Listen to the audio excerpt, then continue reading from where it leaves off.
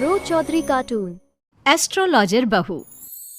बहू की एस्ट्रोलॉजी सास को तो समझ में नहीं आती, लेकिन मोहल्ले वाले, अरे रमा जी, कहाँ है आपकी बहू रानी? बुलाइए ना, जरा पूछे कि बेटी को बेटा क्यों नहीं हो रहा। अरे खुद को उसे तो पता नहीं कि बेटा कब होगा, लेकिन आपको बड़ा भरोसा है जी।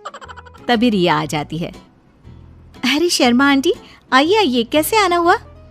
अरे वो क्या है ना राधा, मेरी बेटी 3 बेटियों की माँ बन गई है, लेकिन बेटा नहीं हो रहा।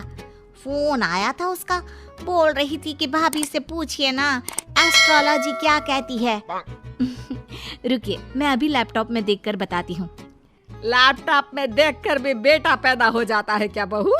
माँ जी, आप भी ना। ग्रह नक्षत्र की चाल देखूंगी, क्या कह रही है राधा के बारे में।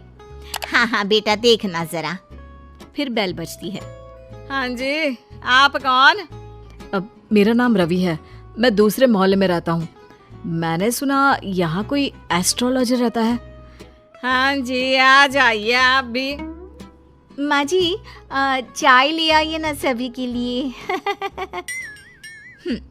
देखिए आंटी, आपकी बेटी के भाग्य में बेटा तो है, लेकिन 2 साल बाद। लेकिन इसकी तो पहली बेटी ही इतनी लकी है कि नाम रोशन कर देगी। पर हाँ, लड़का हुआ ना तो जीवन में दाग लग सकता है। दाग? कैसा दाग? जैसे वो किसी का खून कर दे या फिर चोर बन जाए, क्योंकि एस्ट्रोलॉजी कहती है 3 लड़की के बाद होने वाला लड़का ना सुखी रहेगा ना रहने देगा। ओहो बहू, ये तो अच्छी बात बता दी तुमने। मैं अभी उसे फोन करके बता देती हूँ। तेरा बहुत बहुत शुक्रिया बहू। कोई बात नहीं। हाँ जी, आप कौन और यहाँ का पता किसने दिया? जी, नीरज नाम है मेरा दोस्त है ना अजय। अच्छा, अजय भैया के दोस्त हैं आप, बताइए ना। अब वो क्या है ना, आपने उनको जो डेट बताई थी उसी दिन उनकी नौकरी लगी, तो मैंने सोचा मैं भी आपसे पूछ लूँ कब तक नौकरी लगेगी। क्या है ना, 2 महीने से खाली बैठा हूँ। ओहो, ये बेरोजगारी भी ना। मैं भी शादी से पहले 2 साल खाली बैठी थी। कुछ था नहीं तो एस्ट्रोलॉजर का कोर्स कर लिया। वैसे डेट ऑफ बर्थ क्या है बताओ तो? बहू लैपटॉप पर देखती है और फिर फुल कॉन्फिडेंस से कहती है, अरे तुम्हारे पास तो नौकरी है और तुम बोल रहे हो कि बेरोजगार हो, कैसे? अरे आप बिल्कुल सही बोल रही हैं, लेकिन आपको कैसे पता चला? वो क्या है ना, मैं ये नौकरी बदलना चाहता हूँ। अरे तो ऐसे कहिए ना। देखिए, नई नौकरी के संयोग इस साल तो नहीं है। लड़का वहाँ से चला जाता है। पास खड़ी सास कहती है, वाह बहू वाह, ये क्या लगा रखा है? तुझसे मिलने अब मोहल्ले के लड़के भी आएंगे। माँ जी, ये मेरा काम है। अरे वो अजय भैया के दोस्त थे। देख बहू, मैं साफ साफ कह देती हूँ, कल से तेरी दुकान यहाँ दिखनी नहीं चाहिए। माँ जी, ये मेरा शौक है। मैं थोड़ा बहुत लोगों की मदद करती रहती हूँ तो मन लगा रहता है। लेकिन कहते हैं ना, सास के सामने किसी की नहीं चलती। मैं जानती थी ये विद्या मुझे बंद करनी ही पड़ेगी। अरे जब जानती थी तो क्यों टाइम बर्बाद कर रही थी? क्योंकि मैं ये भी जानती हूँ कि आप ही मेरे इस काम को खुद शुरू करने के लिए कहेंगी। अरे बहू, कहीं पागल तो नहीं हो गई ना तू? मैं तुझे क्यों कहूंगी कि तू ये लोगों को पागल बनाने का काम कर। तभी डोरबेल बजती है और घर के अंदर एक महिला आती है और बहू से कहती है, अरे आप धन्य है, मैं तो कहती हूँ आप धरती पर भगवान का रूप है। ये लीजिए मिठाई। यानी आपके पति की नौकरी लग गई? हाँ जी, और पहले से भी ना बहुत अच्छी लगी है। वो क्या है, हम लोग तो अब अमेरिका जा रहे हैं। सास दोनों को देखती रह जाती है। फिर उसके जाने के बाद, लीजिए खाइए, शुद्ध देसी घी की मिठाई है, 800 रुपए किलो। खाइए। अब तो आगे से वैसे भी खरीद कर खानी पड़ेगी। अरे मंजूर है, लेकिन तेरा यूं लोगों के बीच बकवास करना मुझे बिल्कुल पसंद नहीं है। क्या पता किस दिन कौन सर पर चढ़ जाए। माँ जी, घर की मुर्गी दाल बराबर सुना था, लेकिन बहू की प्रतिभा को यूं कम आंकना ठीक नहीं है। अरे हाँ, सब ठीक है। रात को पति घर आता है। अरे रिया, कैसा रहा दिन? आज कितनों के भूत भविष्य संभालिए। अरे आपको नहीं पता, आपकी माँ ने मना कर दिया है। अरे क्यों भला, क्यों मना कर दिया माँ ने? इतना सही तो कर रही थी तुम। वो तो ठीक है, लेकिन तुम्हारी माँ को लगता है कि मैं जो बोलती हूँ वो हवा में उड़ती बात होती है। उन्हें मेरी विद्या पर भरोसा ही नहीं है। तुम बात क्यों नहीं करते? मैं करता हूँ बात, दीदी चली जाए उसके बाद। क्या दीदी आ रही है? कब? और तुमने मुझे बताया भी नहीं। अरे वो मैं ना भूल गया, माँ को बताया था, सॉरी। खैर, पति का सॉरी सुनना ही तो हर औरत का सपना होता है। तो कहानी में आगे। हाय रे माँ, यहाँ आकर ही सुकून मिलता है, नहीं तो जीवन में कितने टेंशन है। क्यों दीदी, क्या टेंशन है? माँ ने तो बताया कि आपकी जिंदगी में बड़े ऐश हैं। सास ससुर सर आंखों पर बिठा कर रखते हैं, और जीजा जी भी। माँ, तूने भाभी को कभी बताया नहीं क्या? क्या क्या नहीं बताया? अरे कुछ नहीं, ये अपना लैपटॉप खोलकर ढोंगी बाबा बन जाएगी। अरे कुछ भी मत बोलना इसके आगे। छोड़िए दीदी आप माँ की बातों को, मुझे बताइए क्या समस्या है? सही कहा भाभी, मैं वैसे भी आप सास बहू के चक्कर में नहीं पड़ती।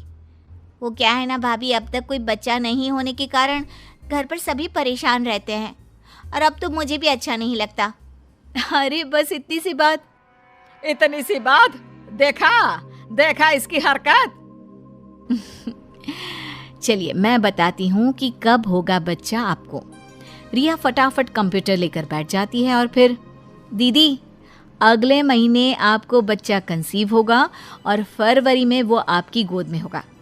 वो क्या है ना, बच्चे वाली लाइन आपकी अब बनी है।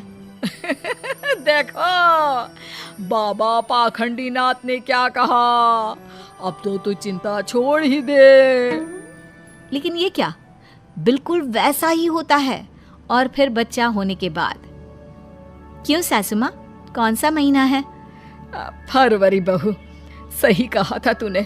जिसे 5 साल से बच्चा नहीं था, तूने तो सच भविष्यवाणी कर दी। अरे मान गए बहू। तभी बेटा आ जाता है मुंह लटकाए।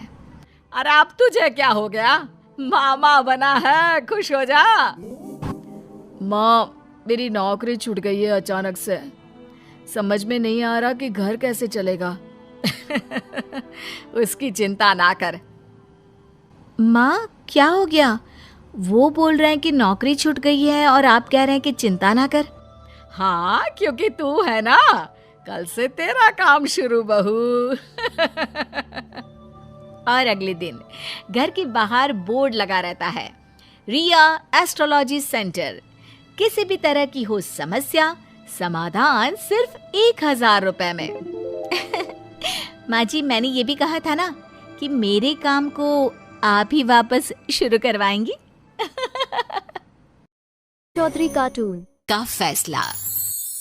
नैतिक मूल्यों से ये कहानी भले ही आपको इंसाफ करती ना दिखे, लेकिन जिम्मेदारियों की नजर से देखेंगे तो शायद कुछ समझ में आए। ये क्या है बहू, सुबह से घर का काम करती रहती है, फिर ऑफिस जाती है और बच्चों में लगी रहती है। अरे ऑफिस क्यों नहीं छोड़ देती, या फिर घर के लिए कोई नौकरानी रख ले। कैसी बात कर रही है माँ? जानती तो है ना अभी इनके ऊपर कितना लोन है। थोड़ा ही सही मदद कर देती हूँ तो अच्छा लगता है, और अभी उनको मेरे पैसे की जरूरत भी तो है। सुधा चंदर को बचपन से प्यार करती थी। एक ही मोहल्ले में खेल कूद कर बड़े हुए दोनों। जहाँ सुधा संपन्न परिवार से थी, तो वहीं चंदर का परिवार आर्थिक परेशानियों से जूझता ही रहा। लेकिन सुधा की जिद के आगे किसी की नहीं चली। सुधा, कल ऑफिस जल्दी जाना है और 2 दिन के लिए गुजरात ऑफिस के काम से भी जाना होगा। अरे कैसी बात कर रहा है बेटा, बहू को अगले महीने बच्चा होने वाला है, इस वक्त तो उसके साथ रहे। अरे कोई बात नहीं ना माँ, उनको जरूरी काम होगा, वरना मेरा चंदर ऐसे वक्त में मुझे छोड़कर कभी नहीं जाता। चंदर सुबह घर से निकलता तो आधी रात को घर में घुसता, वो भी शराब के नशे में। चंदर की माँ उसे खूब समझाती। अरे माँ, देख रही हो ना कितना कर्जा है सर पर, काम करना पड़ता है। दिन रात काम नहीं करूंगा तो घर कैसे चलेगा। अरे लेकिन बहू को भी तो देख लिया कर, इस हालत में भी घर का बाहर का सारा काम करती है। चंदर तो जैसे माँ की बात सुनकर भी अनसुना कर देता है। ऑफिस के बाद चंदर का फोन माँ के पास आता है। माँ, वो ऑफिस के काम से आज रात के लिए पास के शहर के ऑफिस जाना पड़ रहा है। कल सुबह आ जाऊंगा। सुधा रात को कमरे में सो रही होती है कि उसके पेट में दर्द होता है। सुधा चंदर को वीडियो कॉल करती है। इनको फोन कर लो, शायद कुछ आराम मिले। लेकिन 10 बार फोन करने पर भी वो सुधा का फोन नहीं उठाता। ऑफिस के काम से गए हैं, हो सकता है बिजी हो। कितनी मेहनत कर रहे हैं हम लोगों के लिए। सुधा सो तो जाती है, लेकिन अकेले उसे कमरे में डर लगता है। अगले रोज चंदर घर आता है, जहाँ सुधा ऑफिस जाने के लिए तैयार हो रही थी। तुम आज भी ऑफिस जाओगे? कल रात भर तो ड्यूटी की है, थक जाओगे, छुट्टी ले लो ना। अरे नहीं नहीं, कैसी बात कर रही हो, ये तो पॉसिबल ही नहीं है। अच्छा रुको, मैं जल्दी से तुम्हारा खाना और नाश्ता बना देती हूँ। बेचारी सुधा ऑफिस जाना छोड़कर लग जाती है पति के लिए खाना बनाने, उसके कपड़े प्रेस करने और जरूरत का सामान मुहैया कराने के लिए। हो सके तो रात की ड्यूटी मत लिया करो ना, मुझे बहुत डर लगता है। अरे यार क्या है, तुम तो ऐसे बिहेव कर रही हो कि तुम ही अकेली हो जिसे बच्चा होने वाला है। इतने लोगों के पति जो काम के सिलसिले में बाहर होते हैं, उनका क्या?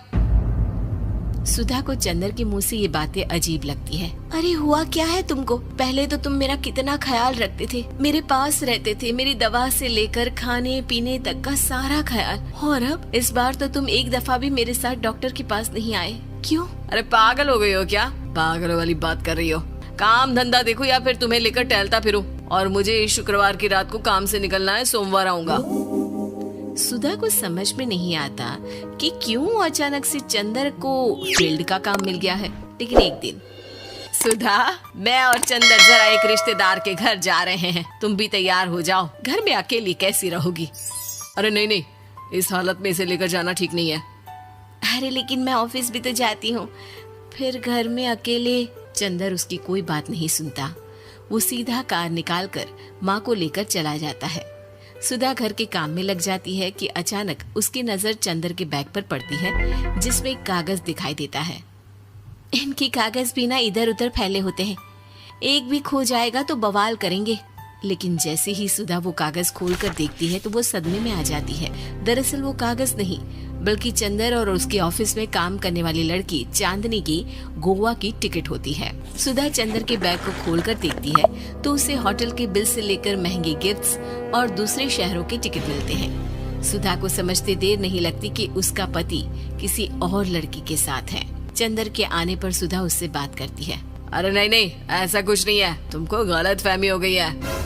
लेकिन जब सुधा के सवाल तीखे हो जाते हैं तो चंदर को अपनी गलती माननी पड़ती है और वो सुधा से माफी मांग लेता है। सुधा फैसला कर लेती है कि वो चंदर को छोड़ देगी। बच्चे और सामान को लेकर वो घर से निकल ही रही होती है कि सास उसे रोकती है।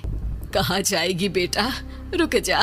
चंदर को सुधा का जाना खल नहीं रहा था। वो झूठे मुंह भी उसे रोकने की कोशिश ही नहीं कर रहा था। सुधा चंदर को देखती है और मायके चली जाती है। मायके में माँ कहती है, अरे आज से कैसे घर छोड़कर आ गई? कौन सा चंदर तुझे छोड़ रहा था? माफी तो मांग ली थी ना। देखो बेटा, बेटी डोली में जाती है और अर्थी में ही निकलती है। पर पापा, मेरा आत्मसम्मान, उसका क्या? आपने मुझे पढ़ाया लिखाया है, इस लायक बनाया कि मैं खुद का खर्चा उठा सकूं, बेटी को पढ़ा सकूं, एक अच्छा जीवन पाऊं। अरे लेकिन पति की जरूरत तो होती है ना सुधा दीदी, और अगर आपको नहीं है तो इस बच्ची का सोचो जो अपने पिता से इस कदर जुड़ी है। आने वाले बच्चे की सोचो जिसके आने से पहले ही आपने पिता का प्यार से दूर करने की सोच ली। सुधा फोन देखती है, लेकिन चंदर का कोई कॉल नहीं होता। वो समझ नहीं पाती कि अपने आत्मसम्मान के बारे में सोचे या बच्चों के बारे में। मम्मी, हम नाना नानी के घर से दादी और पापा के पास कब जाएंगे? नहीं जाएंगे बेटा, अब यहीं रहेंगे। नहीं मम्मी, मैं पापा के पास जाऊंगी, मुझे दादी के साथ रहना है। और मेरे साथ? हाँ, आपके साथ भी तो, सबके साथ माँ। देखो सुधा दीदी, आपके सर पर पिता का साया होना जरूरी होता है। अपने घमंड के लिए पिता और बेटी को अलग मत करो। सुधा अब सामान उठाकर अपने ससुराल जाने लगती है, लेकिन मन में सवाल रह जाता है कि जिसे दुनिया घमंड समझ रही है वो उसका आत्मसम्मान था। चंदन ने माफी जरूर मांग ली, लेकिन कभी ये एहसास नहीं दिलाया कि वो सिर्फ